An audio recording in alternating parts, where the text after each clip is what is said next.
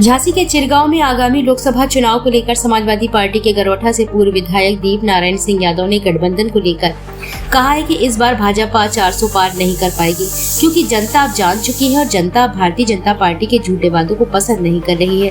इस बार जनता ने अपना मूड बना लिया है और इंडिया गठबंधन पर अपना विश्वास दिखाएगी। वहीं पूर्व विधायक ने कहा कि महंगाई बढ़ी है, किसानों की आय कम हुई है, एक भी अच्छा स्कूल नहीं है।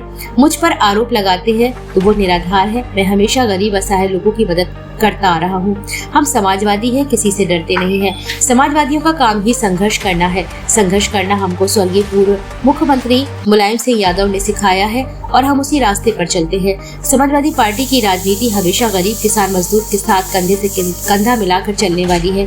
पूरे देश में इंडिया गठबंधन की आंधी चल रही है और इस आंधी में भाजपा सरकार का सफाया हो जाएगा।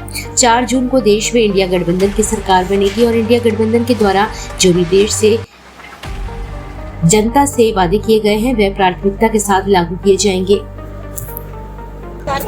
किस विषय को लेकर की है और जो जैसे आगामी विधानसभा चुनाव आने वाले लोकसभा, इसको लेकर क्या तैयारियां हैं और गठबंधन से बीजेपी पार्टी सामने वाली पार्टी को क्या प्रभाव पड़ सकता है?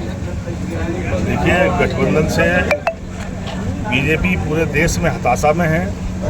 आप सुन रहे हो कि जब शुरुआत थी चुनाव की 400 पार की बात कर रहे हैं। अब जब से गठबंधन ने तेजी पकड़ी है, जनता का समर्थन और प्यार मिला है, तब से कोई 400 नहीं कह रहा है, अब तो 40 भी नहीं बोल रहे लोग। तो मैंने कहा कि मनोबल उनका अपने आप जिस दिन से गठबंधन बना है और जब लोगों तक पहुंचे हैं कार्यकर्ता मिलकर, लोगों में अपार उत्साह है। लोग उम्मीद भरी नज़रों से देख रहे हैं। पिछले 10 सालों में बड़ी बड़ी बातें और अच्छे भाषण तो मिले हैं, पर गरीबी बढ़ी है, गाँव में कर्जा बढ़ा है, किसान की आमदनी दुगनी की बात की जा रही थी और कर्जा 5 गुना हो गया। लोग अपनी बेटियों की शादी नहीं कर पा रहे हैं। ये देश को बढ़ाने की बातें कही जा रही थी। एक गांव में अच्छा स्कूल नहीं है। आप ये जानते हुए कि देश की प्रगति की अगर कोई वजह है तो हमें अपने इस देश के जो मूल नागरिक हैं उनके बच्चों को पढ़ाने के इंतजाम के बगैर ये देश आगे नहीं बढ़ सकता। अगर जिन देशों से हमारा मुकाबला है वो बचपन से उस देश के बच्चों को एडॉप्ट कर रहे हैं, मुफ्त शिक्षा दे रहे हैं, समान शिक्षा दे रहे हैं, व्यवस्था अच्छी कर रहे हैं और वो देश आगे निकल रहे हैं। हमारे देश के लीडर कह रहे हैं हम देश को आगे बढ़ाना चाहते हैं। ये देश गांव में बसता है और गांव में अच्छे मास्टर आज भी नहीं है 10 सालों के बाद भी। तो मैं कह सकता हूं किसको धोखा दे रहे हैं आप? कहीं ना कहीं आपके फैसले बहुत सारे लोगों की अच्छा, अभी देखा जा रहा है कई ब्लॉकों में कई गाँव के प्रधान व जनता चुनाव का बहिष्कार कर रही है। तो मैंने कहा इससे बड़ी निराशा और क्या हो सकती? जो बड़े भरोसे के साथ कुल 100 दिन की बात कह रहे थे वो 10 साल निकल गए। 10 साल के बाद भी अगर लोग बहिष्कार कर रहे हैं तो फिर उन्हें अपनी राजनीति करने पर विषय पर खुद सोचना चाहिए। विधायक जी डिप्टी सीएम कह रहे हैं जो है कि कांग्रेस जो है ये क्या नाम है इसका कांग्रेस जो है क्या कहते हैं आरक्षण को लेकर जो है खिलवाड़ कर रही है। आरक्षण ओबीसी आरक्षण को लेकर खिलवाड़ कर रही है, डिप्टी सीएम का मानना है। इसको लेकर क्या कहेंगे? देखिए, सबसे पहले तो उनको यही बता दो। मैं तो सोचता हूँ डिप्टी सीएम एक बहुत महत्वपूर्ण पद है, उनको ये पता होना चाहिए कि ये आरक्षण की वजह क्या है। आरक्षण की वजह तो अम्बेडकर साहब हैं, या दूसरा कोई श्रेय ले सकता है तो कांग्रेस ले सकती है, क्योंकि आज़ादी के बाद जो सरकार बनी, जिस सरकार में आरक्षण की व्यवस्था बनी, वो व्यवस्था की शुरुआत तो कांग्रेस ने या डॉक्टर अम्बेडकर साहब ने की। इस देश की परिस्थिति देखकर एक संविधान में उसकी व्यवस्था की कि कैसे हम इस देश के जो असंतुलन है, जो असमानता है, उसको कैसे हम पूरा करें। वही लड़ाई हमारी समाजवादियों की है। मैंने कहा कि हमारे नेता आदरणीय मुलायम सिंह यादव पूरे जीवन भर एक बात बोलते रहे, ये देश कब तब खुशहाल होगा जब गांव में खुशहाली आएगी। ये देश गांव में बसता है। जब तक देश के गांव में रहने वाले लोगों के चेहरों पर मुस्कान नहीं है, उनके बच्चों की पढ़ाई का अच्छा इंतजाम नहीं कर पाएंगे, जब तक उनके परिवार की आर्थिक स्थिति ठीक नहीं करेंगे, सारी देश की राजनीति अधूरी है। अच्छा, अभी सदर विधायक का एक बयान आया था, उसमें उन्होंने कहा था कि ज़मीनी कब्जा और लूट करने वाले आज कांग्रेस का हाथ पकड़कर चल रहे हैं। देखिए, ये तो आप जानते होंगे, जिनके पास कोई मुद्दे नहीं है, जो जनता के बीच में कोई काम नहीं गिना सकते, वो सिर्फ अफवाहें फैला सकते हैं। जिन बातों को लेकर वो तर्क कर रहे हैं, आप जानकारी करो असलियत क्या है। आप कह सकते हैं अखिलेश यादव के समय में किसी माइके लाल की हिम्मत थी किसी ज़मीन पर कब्जा करने कोई सरकार चलेगी, पर किसी अपराधी को टिकट तक नहीं दिए। ये है मोरल, ये था अपना राजनीति करने का साफ सुथरा तरीका।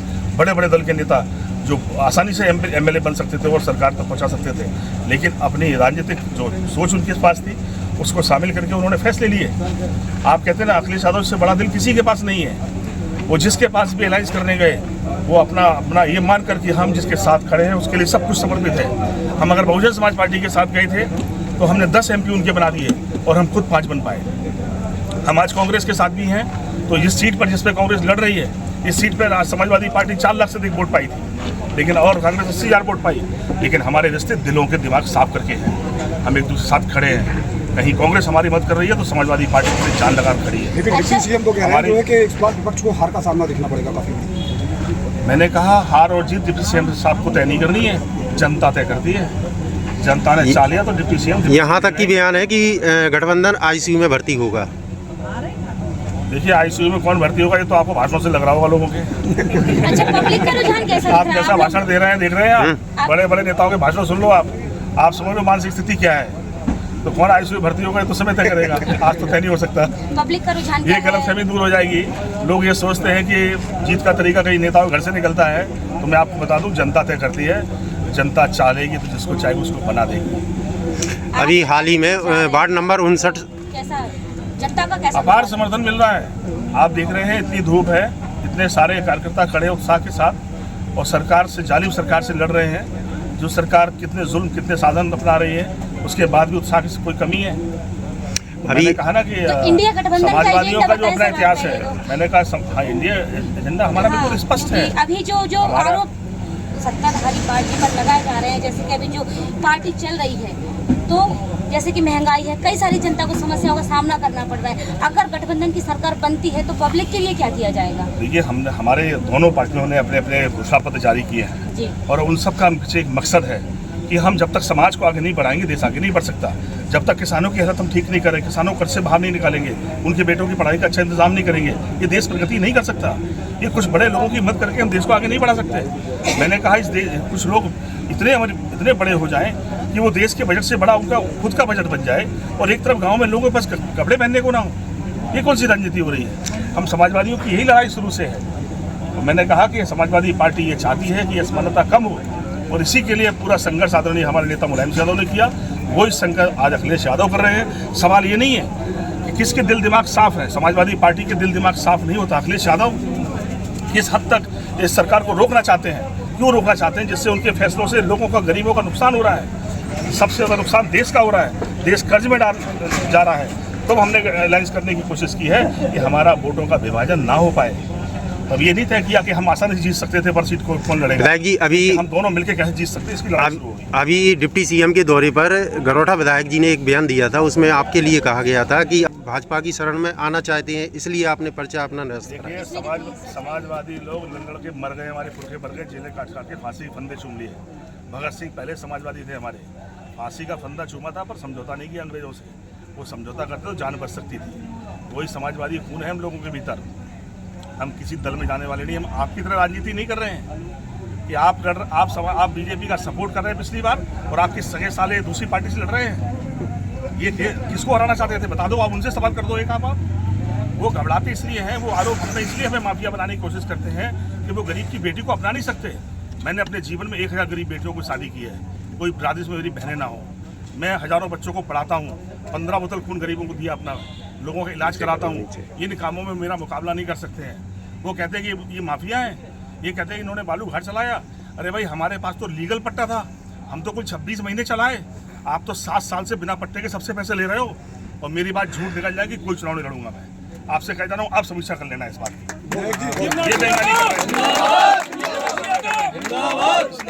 ये चुनाव लड़ रहे हैं, ये अपने नेताओं पर आरोप लगा रहे हैं। मैं अखिलेश यादव का सिपाही हूँ, जिसकी नज़र में एक दिन में किसी शर्मा को बना दे और एक दिन में एक मोहन यादव बना दे। किसी से बात करने वाले लोग नहीं है, लोग हम लोगों से बात करते हैं।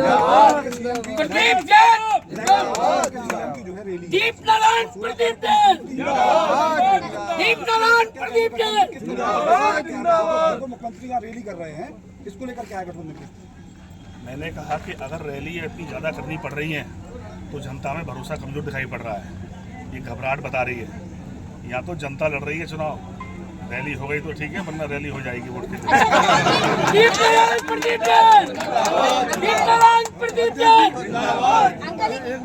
किसानों का जो है नीलामी नहीं होने दी जा रही है। सरकारी केंद्रों पर बेचने के लिए बोल रहे हैं, उस पे बेचो, प्राइवेट सरकारी केंद्रों पर जबरदस्ती बोला जा रहा था, उस दिन जब हमारे बलवान भाई श्री प्रकाश नारायण सैनी जी और अन्य लोग गए, जब किसानों का मुल्क मंडी पे नीलाम कराया, तो तो मैंने कहा कि हमारे कांग्रेस के साथी बरसों से लड़ रहे हैं, आप इनको तो देखो, आप कितने साल से सरकार में नहीं है और कोई झंडा नहीं बदला इन्होंने, दिलो दिमाग भी नहीं बदला अपना। तो ये इसलिए तो कांग्रेस समाजवादी पार्टी के लोग साथ साथ खड़े हैं। अच्छा दीपक हम जी, लोग बस परवाह नहीं एक करते कि आखिरी राजनीति में सवाल होगा क्या आपसे। हमारा। विधायक जी, आखिरी सवाल, जैसे कि ईवीएम से जो चुनाव हो रहे हैं, इसमें कितना मतलब सच्चाई है? ईवीएम से होना चाहिए इलेक्शन या फिर 100% पूरे देश को इस बात का भ्रम है, शंका है, आशंका है कि 100% ईवीएम में कुछ ना कुछ लफड़ा है, वही चीज मैं जानना लेकिन हमने कहा जनता आपकी बार इतने वोट डाल रही है कि ईवीएम फेल हो जानी है। चाहती हूँ।